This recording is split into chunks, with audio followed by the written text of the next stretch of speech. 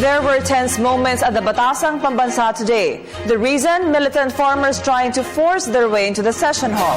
Freddie Abando was there and he filed this report. Militant farmers tried to enter the plenary of the House to push for the passage of the Makabayan Bloc's version of a genuine land reform program. It caught security personnel by surprise. One of the protesters was hit by the scuffle with security personnel. Ang amin ay pinaglaban ng karapatan nila magsasaka. Pero ba't ganito? Naging ang ating Kongreso. Kongreso ito ng Panginoong may lupa. Kongreso na dayuhan. The farmers attended the hearing of the House Committee on Agrarian Reform chaired by Congressman Chidora Bagila to discuss the proposed bill in exchange for the copper bill, which is pending in plenary for debates. The bill is expected to extend the copper law, which will empower the Department of Agrarian Reform to complete the land reform program started by the President's mother in 1989. It's the third extension of the law. Today, Bagilat was supposed to deliver his sponsorship speech, but it was reset for May when Congress resumes sessions. One of the bills, the one that was also, I think, more or less similar to the one passed by the Senate, concerns only completing process that have already been started. Yes, sir. Now, that one, I think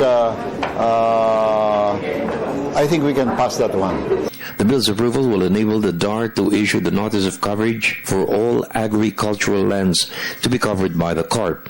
A compromise has been reached with those opposed to the bill for DAR to disclose all the lands covered by the first two extensions and those listed to be acquired. Yung remaining balance na lang naman ang may mga contentious issues. The ownership is unknown. Hindi pa na-serve ng notice of coverage. And maaari dapat naman ituloy yun. Kawawa naman yung ibang na cover na ng agrarian reform program yung kanilang land holdings, whereas others to the tune of 700,000 hectares were not yet issued notice of coverage. Yun ang target ng DAR ngayon, plus the provision for support services.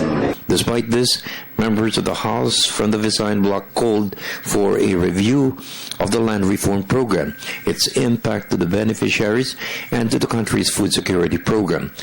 Bagilat said that overall, the program has been a success, especially in addressing the roots of the communist insurgency. Before we proceed, deliberating on whether or not this extension shall be approved by Congress and the Senate is to first review the improvements, the developments, the success or the failure of this agrarian reform.